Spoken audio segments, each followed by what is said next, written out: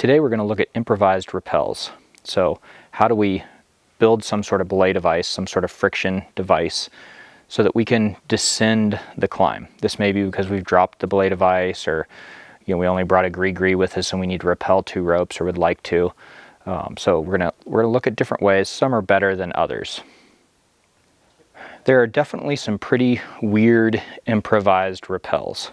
This first one I'm going to show just kind of shows the concept, but it actually uses an old piton, which probably most of you are not going to carry anymore. So we have the carabiner, we have the piton. Piton just goes on the carabiner. The rope, we can go ahead and lock the carabiner. We're going to put the rope through,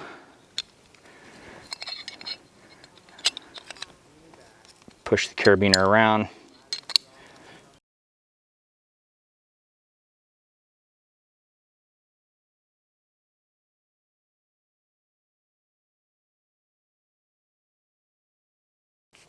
We've created a brake bar sort of style of device. So just clip a carabiner in that, and now we can clip this to our belay loop, and we are ready to rappel.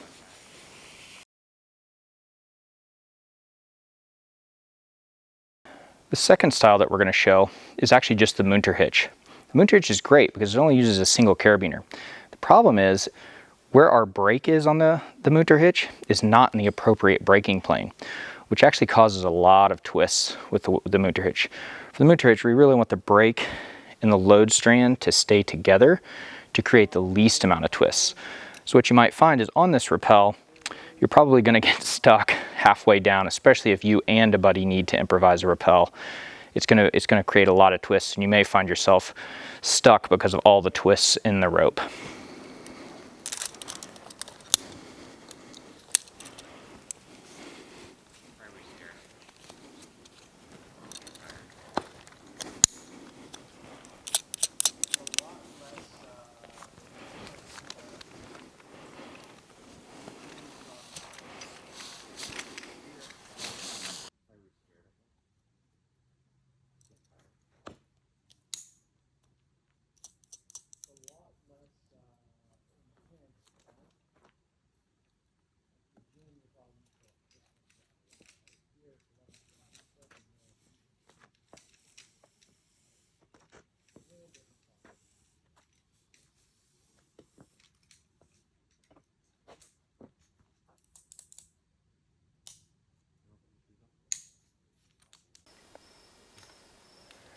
So there is a way to keep some of the twists out with the Moonter hitch.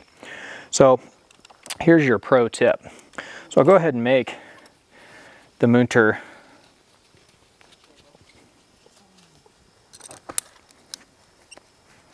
on the carabiner.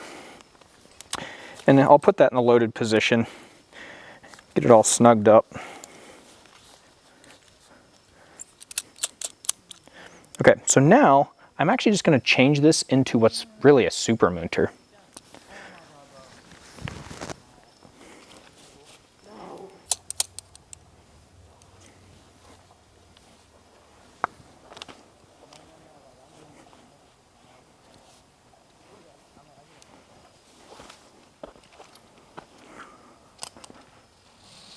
So that's it, just throwing the rope over my head, and it creates the super Moonter. So now when I start to rappel, it keeps those twists out, because this rope's rolling over this way and it comes around and it rolls the other way on the backside.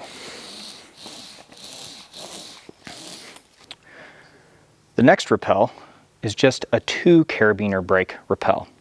So we're just going to take a carabiner, we're going to push a loop up through it, and then we're going to grab both of the loops that come up, the load strand and then what's going to eventually be the brake strand. We can then pull this down, we'll lock both carabiners, and this again creates those bends, or almost a brake bar style friction device. So as we descend, it creates enough friction for us to hold. Some of the problems with this are it actually rubs against the belay loop if you hold the rope down far. So kind of want to hold the rope out. The 3 carabiner brake is actually a little better because now we can start to get a little of extension away from our belay loop and we don't have to worry about the rope rubbing so much. It's basically a 2 carabiner brake that we've now used another locker to extend it. So again, making a loop, pulling it a loop up, and then I'm just letting that loop go back through. So now we've got 3 carabiner brake, and you can actually turn to where the pinchy part, the part that's pinching the rope, is the 2 smaller parts of the carabiner. That'll create a little bit more friction. And now the rope is not rubbing on my belay loop.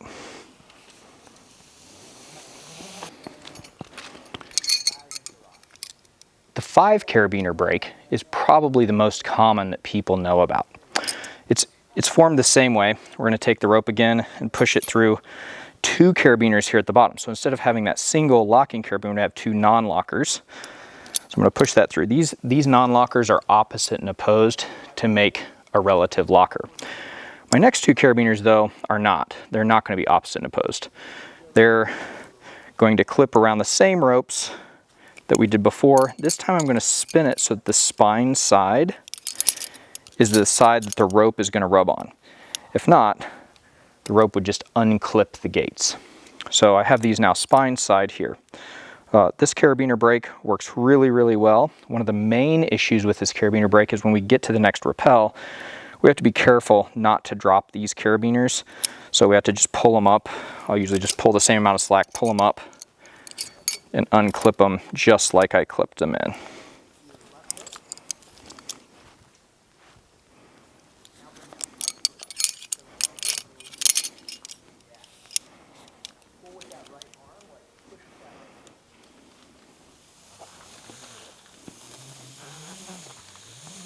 On a carabiner brake rappel, if you need to add more friction, you can just add a carabiner into the top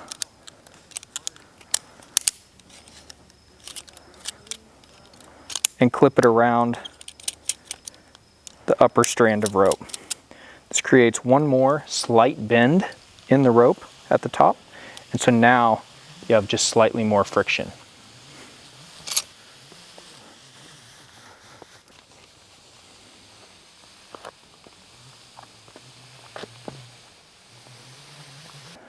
A couple things to remember about rappelling. We'd like to usually back that up in some sort of way, either with a friction hitch or with a buddy down below that's providing a fireman's. Also, if we just drop one belay device, we always have the option to lower our buddy down to the next anchors and then we rappel. So there are multiple options out there, and I'll try to show some of those in future episodes. If you guys like this, please subscribe, comment below, and I'll try to answer those questions as soon as possible.